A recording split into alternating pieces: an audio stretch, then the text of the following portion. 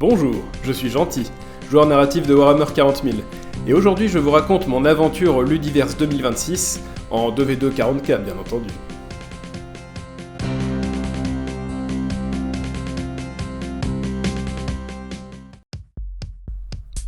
Le Ludiverse était une convention située à Montreuil qui proposait de nombreuses activités, mais surtout dans mon cas ce qui m'intéresse le plus, des tournois de Warhammer 40 000 dans différents modes de jeu, et celui que j'ai choisi était évidemment le 2v2 narratif.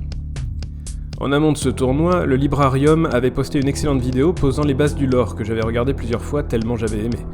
Ensuite, sur le Discord, Stenkova avait publié le développement de l'histoire sous la forme de plusieurs récits de presque 200 pages, décrivant le système Nemesis dans lequel nous allions combattre. Un travail de titan et de qualité que j'ai pris beaucoup de plaisir à lire. Un gros bravo et merci à ces deux youtubeurs. Je vous mets le lien vers leur chaîne dans la description ainsi que celui de la vidéo du Librarium. Les joueurs étaient aussi invités à partager l'histoire de leurs armées avec la communauté du tournoi sur le Discord. Les 3/4 des équipes ont joué le jeu et je les ai tous lus avec intérêt. Ça m'a pris des heures. Mais j'ai trouvé le concept vraiment chouette. Chaque équipe devait rejoindre un camp dans le but de le faire triompher dans l'histoire du tournoi.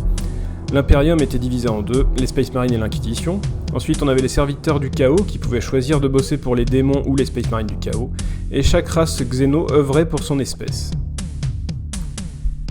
Bref, Ryoma et moi sommes arrivés à 7h devant l'entrée du Paris Montreuil Expo, et sans entrer dans les détails, je dirais seulement que l'organisation était au top du début à la fin de l'événement. On savait toujours où aller et on n'était jamais perdu. Franchement, bravo aux deux organisateurs Chérix et Ivy. Au rez-de-chaussée, on nous remet le sac de goodies, puis nous apercevons de nombreux stands qui sont prêts à recevoir les visiteurs, et une scène qui se prépare à accueillir les conférences. Mais on ne s'y attarde pas, et nous sommes dirigés vers la zone de tournoi de figurines. Au premier étage, nous découvrîmes ainsi l'immense salle qui hébergeait tous les tournois, et nous dirigeâmes aussitôt dans la zone du 2v2 narratif. Les tables de jeu sont toutes magnifiques, et comme de nombreux joueurs, nous en fîmes le tour pour les admirer. J'ai pris quelques photos, et je me fais une joie de partager ici avec vous.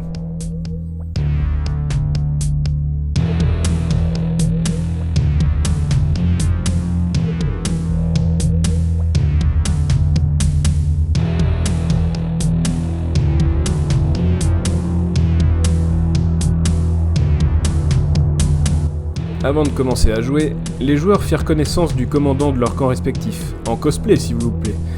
Pour nous c'était le capitaine Titus, et je l'ai tout de suite adoré, le gars était vraiment investi dans son rôle, un vrai bonheur pour l'immersion. L'arbitre nous informe également de la présence d'un brouillard de guerre qui limite grandement la distance de tir. 15 pouces de portée maximum au round 1, puis 24 pouces de portée maximum le reste de la partie. Seules les armes de tir indirect peuvent tirer à portée normale. Nos armes à longue portée ne vont donc pas servir à grand chose. Mais bon, c'est comme ça, nos armées vont devoir s'adapter aux conditions climatiques. Peu avant de commencer le briefing avec le capitaine Titus, nous prîmes connaissance de nos ordres de mission via Discord. Nous découvrîmes au passage que chaque camp avait un scénario de jeu personnalisé avec ses propres objectifs. Sur le moment, je me suis dit que c'était du génie. Dans ce scénario, la règle commune à tout le monde obligeait chaque équipe à diviser ses deux armées en 3. Les faisant arriver par vague, au déploiement, puis à la fin du mouvement du premier tour, et enfin au début du deuxième tour. En tant que Space Marine, notre objectif était d'occuper le terrain, en marquant un point de victoire pour chaque unité entièrement dans une zone de terrain ou dans le No Man's Land, ou 2 points de victoire pour chaque unité dans la zone de déploiement adverse. Après avoir pris le temps d'étudier nos ordres de mission, le capitaine Titus nous fait un briefing, puis donne à chaque chef d'équipe Space Marine un numéro de table choisi au hasard. Nous nous retrouvons en face d'une équipe de villes Xeno nommée les Fous du Fouet, une alliance d'Eldar intégralement sur motojet et d'Eldar noirs composés de Séraste.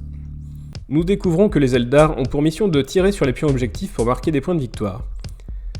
Les Space Wolves de Ryoma avaient un rôle de première ligne et se déploient naturellement en premier dans le but de foncer mettre des baffes à l'ennemi. Puis mon chapitre Météora, assumant son rôle de soutien, s'en viendra sur le champ de bataille en dernier. Bon, évidemment, en pleine euphorie devant le combat à venir, je lis la mission de travers et me déploie donc au seul endroit où on ne marque pas de points, c'est-à-dire bien en retrait dans notre zone de déploiement. Non seulement ça retardera nos objectifs, mais en prime ça privera les Space Wolves de Ryoma de leur soutien à distance. Ainsi, les loups tonnerres et les griffes sanglantes de Ryoma se ruèrent en direction des Eldar, forts de leur enthousiasme et de leurs cris de guerre, pour se faire progressivement massacrer par les tirs et les lames des extraterrestres. Faute d'un soutien promis par leurs alliés qui mettront trop de temps à arriver, puisqu'occupés à glander dans nos lignes. Seuls les deux Landspeeder Meteora sont assez rapides pour détruire quelques figurines adverses, mais se retrouveront finalement seuls à leur tour et subiront le même sort que leurs camarades Space Wolves. Et pendant ce temps-là, les Eldar mitraillent les objectifs, s'accaparent la victoire haut la main. Résultat, l'équipe Eldar l'emporte 72 à 26 malgré quelques pertes des Eldar noirs.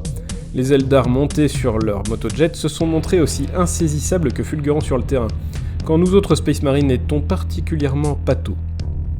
Toutefois, nous avons passé un très bon moment car nos adversaires étaient très sympas, et ne possédant pas de joueurs Eldar dans notre cercle de jeu habituel, nous étions ravis de les découvrir en pleine action. Après la longue pause du midi, nous retrouvons le capitaine Titus qui nous engueule tous parce que sur 14 équipes, seules 2 sont parvenues à triompher. Bon, on se rend tous quand même vite compte que le scénario était un peu orienté en notre défaveur, au vu des différences de points énormes que relatent la plupart des joueurs Space Marines. Mais on n'est pas surpris parce que les organisateurs nous avaient quand même prévenu que parfois la guerre est asymétrique. Et personnellement, en tant que joueur narratif, j'ai aucun problème avec ça. Et je soupçonne même que c'était calculé. En consultant notre deuxième mission, nous nous rendons compte que les objectifs sont différents en fonction de la victoire ou de la défaite de chaque camp. Et je trouve ça génial, c'est vraiment bien pensé. De plus, nos objectifs sont tous simples et lisibles, parfaits pour un mode de jeu qui met en avant l'amusement avant tout. Bref, dans cette deuxième mission, les Space Marines doivent prendre et tenir un seul et unique objectif, faisant marquer beaucoup de points à chaque tour à notre équipe. Particularité, les unités Space Marines qui possèdent la règle frappe en profondeur ne pourront rejoindre la partie que sur un jet de dés, plus ou moins difficile. Dans notre cas, seuls mes 5 Terminators seront éventuellement impactés par cette contrainte. Nous faisons la connaissance de l'équipe des cybercrétins qui bossent pour le camp des Space Marines du Chaos avec un détachement des World Eaters allié à de la Death Guard.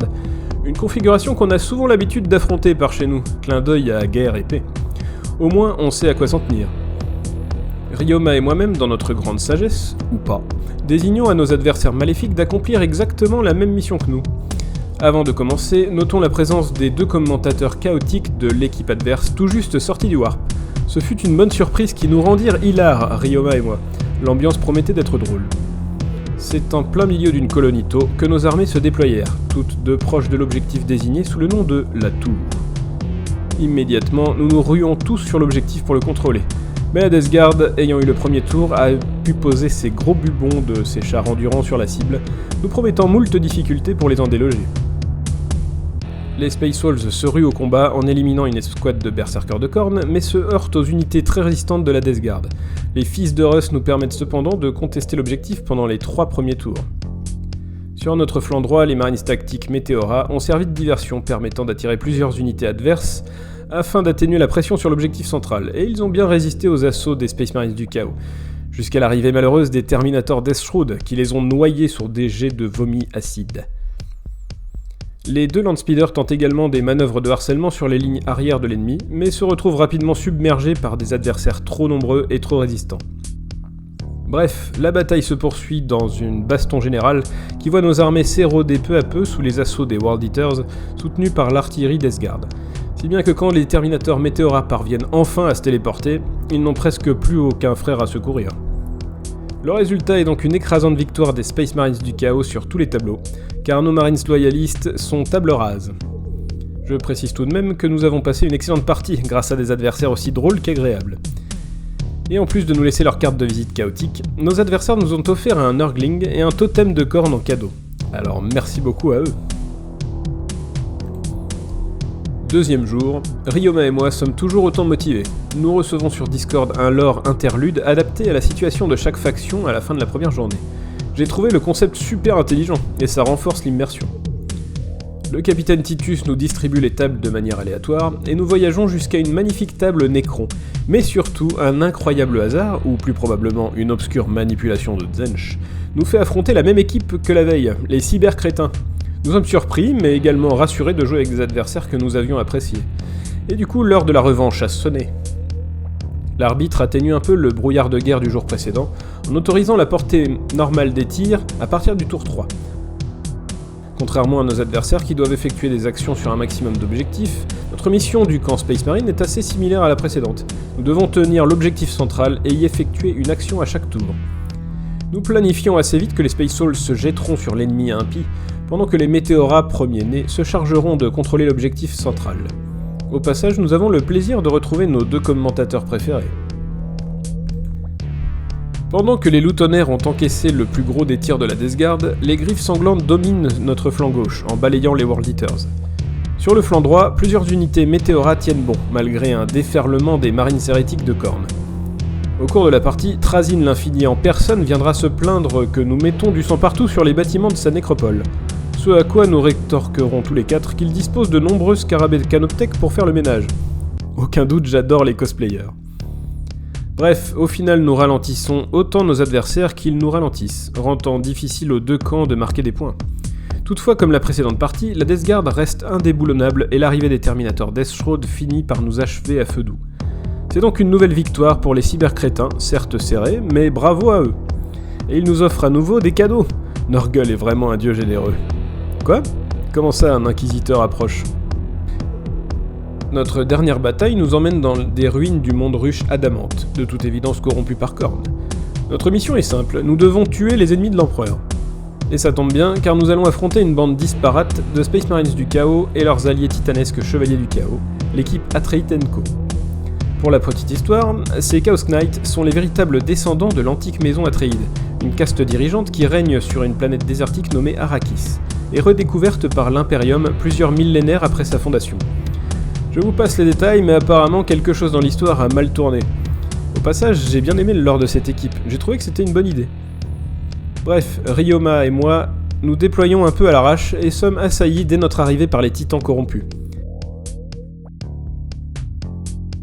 Les Space Wolves se battent avec acharnement pour faire face à l'embuscade des Space Marines du Chaos sur le flanc droit, appuyés par les tirs de Météora. Mais nous manquons cruellement de puissance pour abattre les titans, et nous retrouvons englués dans des corps à corps que nous ne pouvons pas gagner à long terme. Ainsi, le capitaine Stegers et le dernier chef de mode Space Wolves emportent autant de Marines du Chaos qu'ils le peuvent dans un dernier carré héroïque. C'est une victoire totale de nos ennemis, et nous sommes écrasés dans le sang et le sable du champ de bataille. En conclusion, le Ludiverse était une super convention avec une ambiance générale au top et une organisation au poil. Nous n'étions jamais perdus et les bénévoles étaient vraiment tous sympas. Notre expérience a surtout été confinée au tournoi 2v2 Narrative 40K, mais je trouve que tout était parfait. Les tables étaient magnifiques, les cosplayers investis dans leur rôle, clin d'œil au capitaine Titus, la communication progressive via Discord, et bien sûr l'arbitre de la FEC toujours disponible, mais aussi les 200 joueurs de ce tournoi narratif, tout ça a contribué à nous faire passer un super week-end, un week-end mémorable. Au passage, c'est toujours plaisant de pouvoir parler 2 minutes avec quelques figures connues du hobby. Des gars toujours très sympas, et j'aurais aimé en voir plus, mais le jeu nous a pas laissé beaucoup de temps pour autre chose. Un immense merci à Sherix et Ivy et tout le staff pour avoir fait de ce premier Ludiverse un événement majeur du hobby. Il est certain que je reviendrai l'année prochaine en 2v2 Narrative 40K.